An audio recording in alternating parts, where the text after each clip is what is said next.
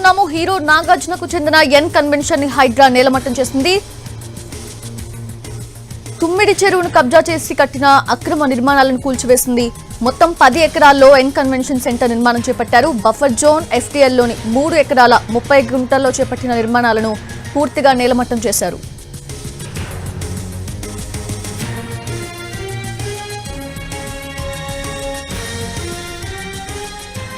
Hero నాగార్జునకు చెందిన ఎన్ convention ని హైడ్రా నేలమట్టం చేసింది.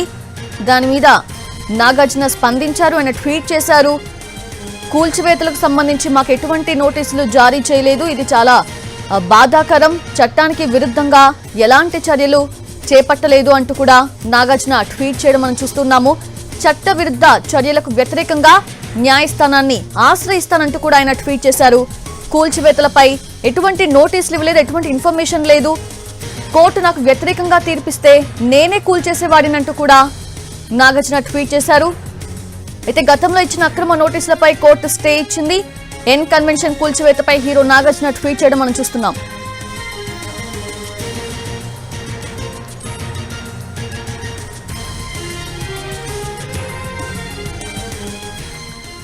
ఎన్ కన్వెన్షన్ కూల్చివేతపై అక్కినేని నాగార్జున స్పందించారు. స్టే ఆర్డర్స్, కోర్టు కేసులకు విరుద్ధంగా ఎన్ కన్వెన్షన్ ని కూల్చివేయడం బాధాకరమంటూ సోషల్ మీడియా ఎక్స్ లో ఆయన పోస్ట్ చేశారు. తామేమీ చట్టాన్ని ఉల్లంఘించలేదన్నారు. తమ ప్రతిష్టను కాపాడుకునేందుకు వాస్తవాలు తెలియజెప్పాలన్న ఉద్దేశంతోనే ఈ పోస్ట్ చేయాల్సి వచ్చిందన్నారు.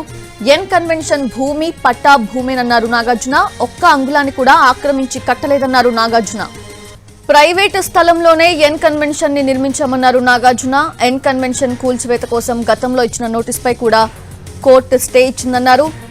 ఎన్ కన్వెన్షన్ ని పూర్తి తప్పుడు సమాచారంతో చట్టవిరుద్ధంగా కూల్చివేశారని నాగార్జున తన ఎక్స్ వేదికగా ఆరోపించారు. పూర్తి అప్డేట్స్ తెలుసుకుందాము. మా క్రైమ్ ఇన్పుట్ ఎడిటర్ రమేష్ వెట్ల సిద్ధంగా ఉన్నారు.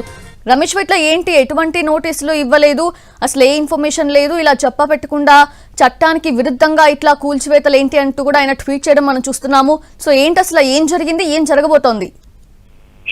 ఏదైతే ఎన్ కన్వెన్షన్ కూల్చివేతలపైన హీరో నాగార్జున స్పందించారు. తన ఎక్స్ వేదిక ద్వారా స్పందన తెలియడం జరిగింది. అయితే కూల్చివేతలు పూర్తిగా బాధాకరం అని చెప్తూనే, అయితే ఇది పట్టా ల్యాండ్, ఇది లీగల్ గానే మేము అనుమతులు తీసుకొని కట్టడం జరిగింది. ఎక్కడ కూడా ఇల్లీగల్ కన్స్ట్రక్షన్ లేవు, ఇల్లీగల్ గా అక్రమ కట్టడాలు లేవు. ఈ పట్టా ల్యాండ్ ఇది ప్రభుత్వం నుంచి ఆ చెరువుని పూడ్చివేసి కబ్జా చేసి కట్టిన ల్యాండ్ కాదు అని చెప్పి కూడా అతను పేర్కొనడం జరిగింది. అయితే ఈ కూల్చివేతల ద్వారా మేము కబ్జాదారులము భూములను కబ్జా చేసామని చెప్పే ప్రయత్నం జరిగింది. కాబట్టి అది పూర్తి అవాస్తవం అని చెప్పి కూడా తన ఎక్స్ వేదికలో పేర్కొనడం జరిగింది. అయితే ఇది పూర్తి చట్ట వ్యతిరేకము. అధికారులు చట్ట వ్యతిరేకంగా తమ కన్వెన్షన్ కూల్చివేయడం జరిగింది.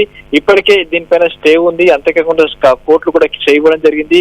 ఈ స్టే ఇచ్చినప్పుడు కూడా ప్రభుత్వ అధికారులకు ఉన్న తప్పుడు సమాచారంతో దీన్ని కూల్చివేశారని చెప్పి కూడా నాగార్జున తన ట్విట్టర్ తన ఎక్స్ వేదిక ద్వారా పేర్కొనడం జరిగింది. అయితే దీనిపైన తాము కోర్టును ఆశ్రయిస్తాం, కోర్టులో మాకు న్యాయం జరుగుతుందని చెప్పి కూడా తన ఎక్స్ వేదికలో పేర్కొనడం జరిగింది. అయితే మరోవైపు హైడ్రా అధికారులు మాత్రం ఒకటే విషయం చెప్తున్నారు. ఇప్పటికే 2012లో లోకాయుక్త తీర్పు ఉంది దీన్ని కూల్చివేయని చెప్పి, ఆ తర్వాత ఒక కమిటీ ఉంది, కమిటీ కూడా దీనిపై కూల్చివేశారని చెప్పడం జరిగింది. అంతేకాకుండా ఆ తర్వాత వచ్చిన ప్రభుత్వాలు కూడా దీన్ని కూల్చివేయాలని చెప్పి కూడా నివేదికలు ఇచ్చాయి. అయినప్పుడు కూడా ఎవరు కూల్చివేయలేదు. కానీ ఈసారి వచ్చిన అధికారంలోకి వచ్చిన ప్రభుత్వం వచ్చిన ఆదేశాలు కావచ్చు, లేకుంటే అక్కడ ఉన్న చట్ట ప్రకారం కావచ్చు, లేకుంటే చెరువును కబ్జా చేసి పూడ్చివేసి కట్టినట్టుగా ఉన్న ఆధారాల ఆధారంగా తాము కూల్చివేశామని చెప్పి కూడా హైడ్రా అధికారులు తెలుపుతున్నారు. కాబట్టి దీనిపైన ఫర్దర్ గా నాగార్జున కోర్టుకు వెళ్తున్నామని చెప్తున్నాడు.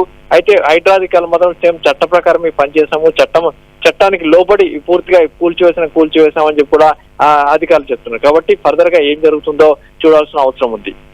అంటే రమేష్ వెట్ల, అసలు నార్మల్ గా 2-3 డేస్ నుంచి కూడా ఈ ఎన్ కన్వెన్షన్ ఇట్లా అక్రమంగా నిర్మించారు, చెరువుని కబ్జా చేసి సో చర్యలు తీసుకోబోతున్నారు, ఇట్లా ఇన్ఫర్మేషన్స్ న్యూస్ కూడా స్ప్రెడ్ అయ్యాయి కదా.